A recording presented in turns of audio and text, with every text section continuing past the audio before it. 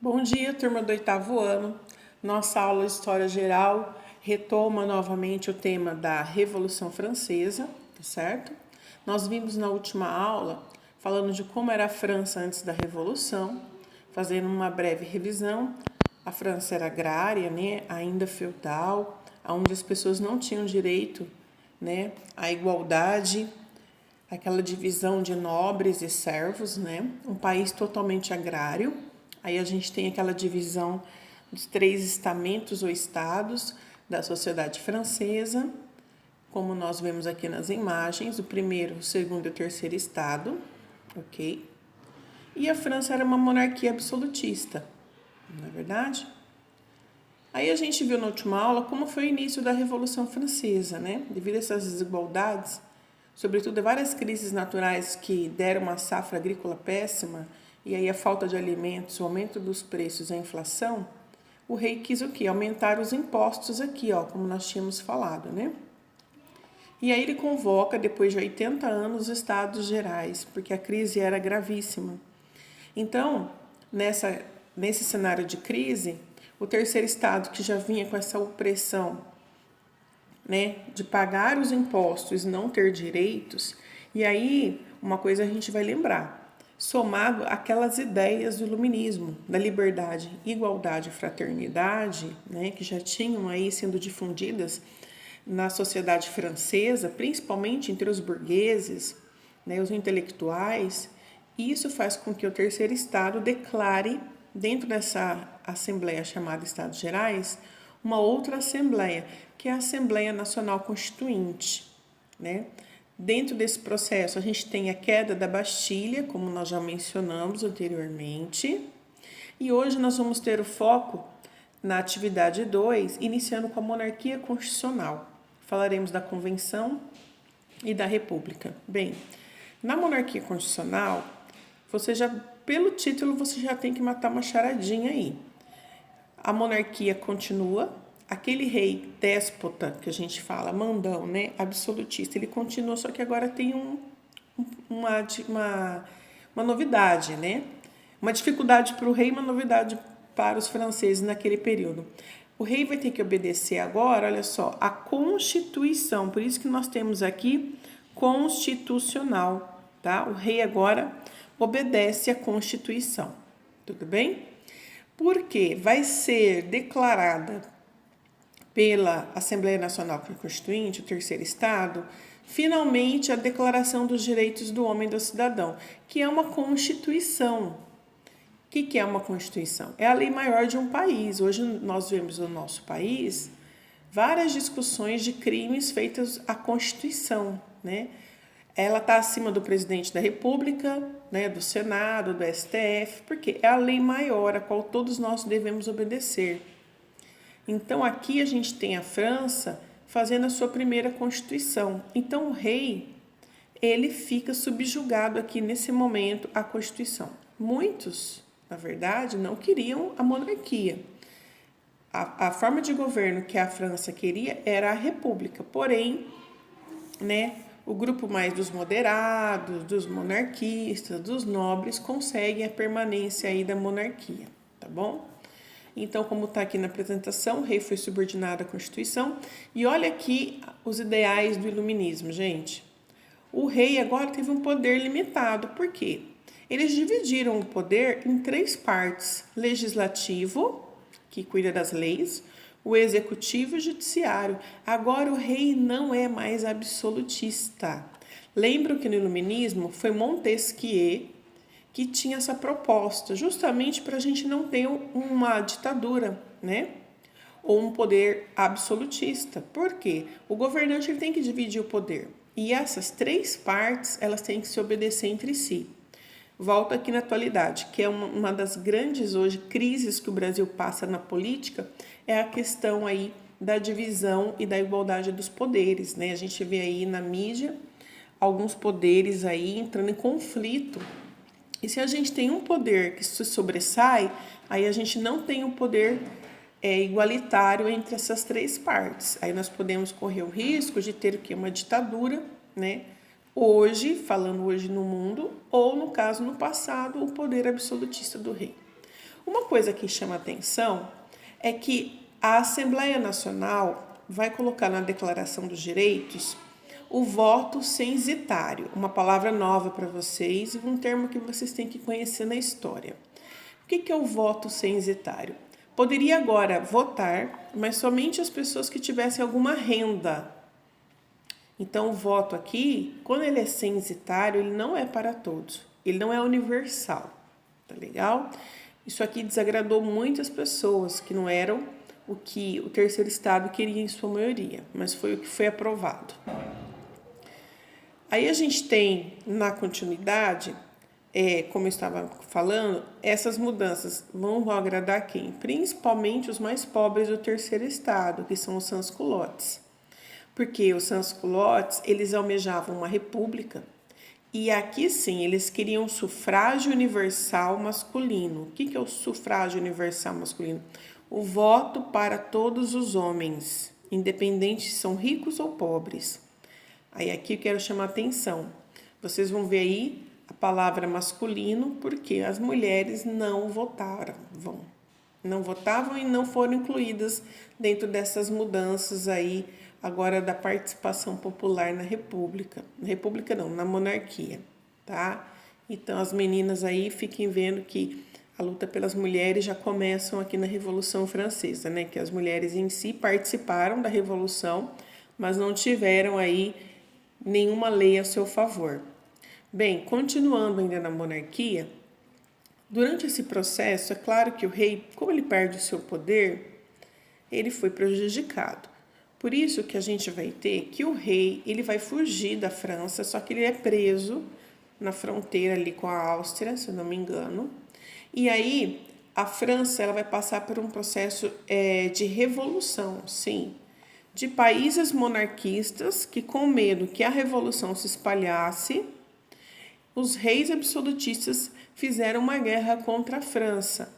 Então, olha, passado aquele período da queda da Bastilha e da Declaração dos Direitos, os revolucionários tiveram que lutar contra dois países aqui, a Prússia e a Áustria.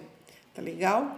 Então, você tem um conflito entre os revolucionários, que foram lá o terceiro estado, e as pessoas que eram contra a revolução, que nós chamamos de contra-revolucionários, tá? Alguns livros trazem esse trecho aqui como uma nova fase, chamada contra-revolução, né? Período que aí nós vamos ter não só uma guerra externa, mas um conflito interno também, né? Porque, claro, os nobres não eram a favor da revolução, né? Quem tinha os direitos e perderam seus direitos vão ficar contra aí os revolucionários.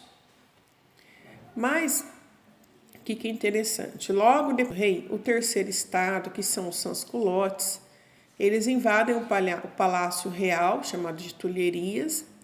Isso aí, olha, em 1792, a Revolução ela iniciou com a queda da Bastilha em 1789. Então, aí, ó, 1790, 91, 1792. 3 anos depois, aí, o que aconteceu? O rei ele foi destituído e preso. E aí ele vai ser julgado. Vai ter um julgamento do rei, tá? E nesse período aqui, é declarado aí o fim ou a dissolução da Assembleia Nacional. A dissolução, que a gente fala, ou fala que ela foi dissolvida, que é o fim mesmo da Assembleia Nacional, né? Aquela Assembleia que surgiu lá nos Estados Gerais. Muito bem. E vai se formar a Convenção.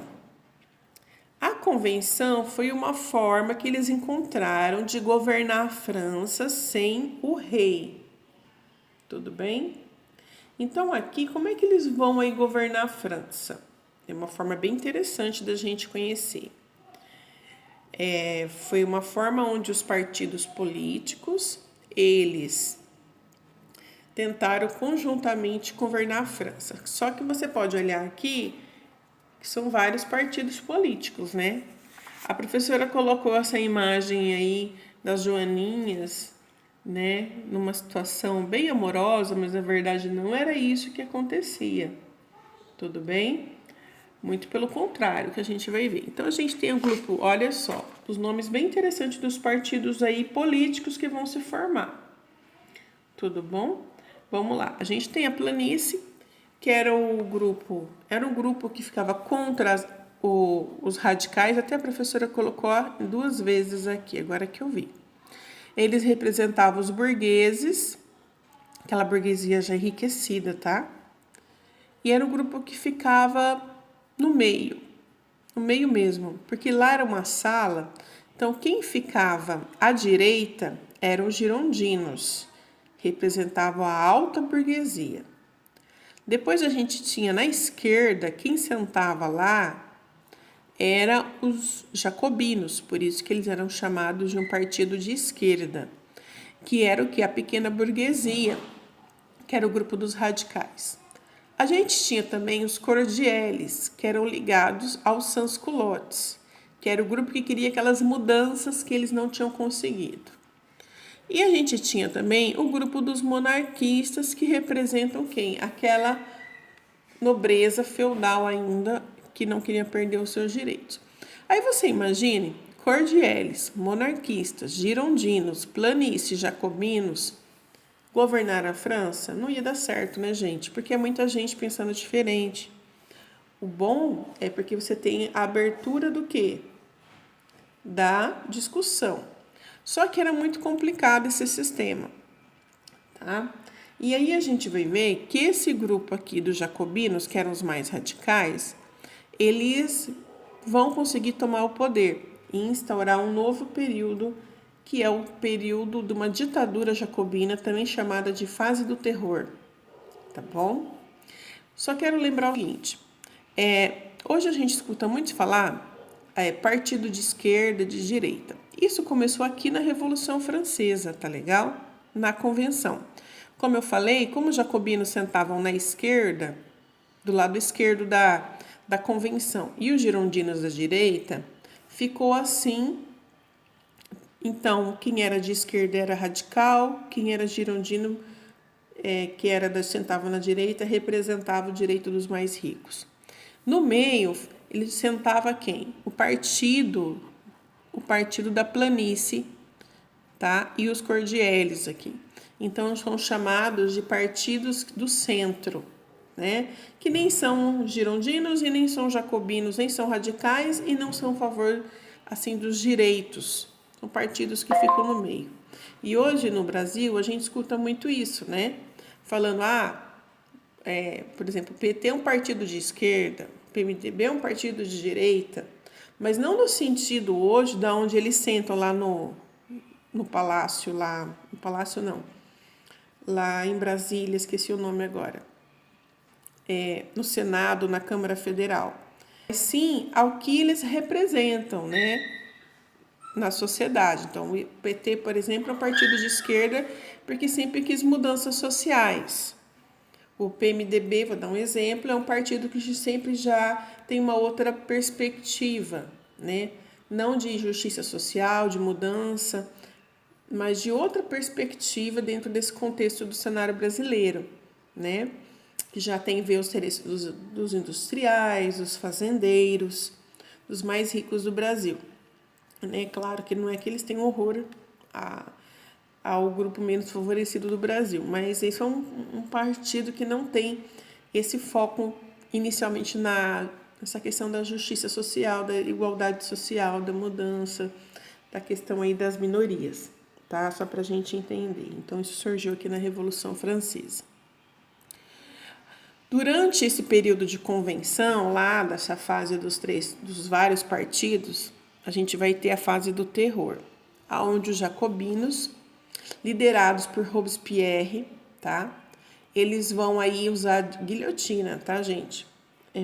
O número de pessoas mortas é imenso aqui durante esse período na França. Eles vão instaurar um comitê de salvação pública para cuidar do exército, das fronteiras, para administrar a França e vão implantar o Tribunal Revolucionário, que era o quê? Punir e vigiar quem eram os traidores. Então, nesse período, qualquer pessoa que fosse acusada de traição, ela era morta. Então, esse tribunal pouco julgou, ele mais matou do que julgou. Então, se instaura na França um período de terror, de perseguição. principalmente aqui aos católicos também, que eram vistos como contra a Revolução, devido lá, se você lembrar no início, o clero era o primeiro estado, lembra? Então aqui a gente tem esse período aqui de perseguição, de morte, a média que se faz aí de 60 mil pessoas guilhotinadas na França, né? Então, se a sua família fosse acusada, muitas vezes injustamente, né? Por algum, digamos assim, um inimigo que não gostasse da sua família ou quisesse prejudicar a sua família toda era morta, não importa se criança, adolescente, idoso. E era muito difícil você ter aí um direito de defesa nesse momento. É esse terror que vai fazer com que os girondinos e a planície, elas se unam e elas vão aí colocar fim ao poder jacobino, tá? E nós vamos ter uma nova fase, é a fase chamada de diretório. Mas fica para nossa próxima aula, nós vamos continuar falando disso, tudo bem? Nesse diretório nós vamos ter finalmente a burguesia que vai tomar o poder e governar a França devido à catástrofe que foi o governo jacobino. Ok? Eu vou ficando por aqui e na próxima aula a gente continua falando desse tema que é a Revolução Francesa. Um abraço.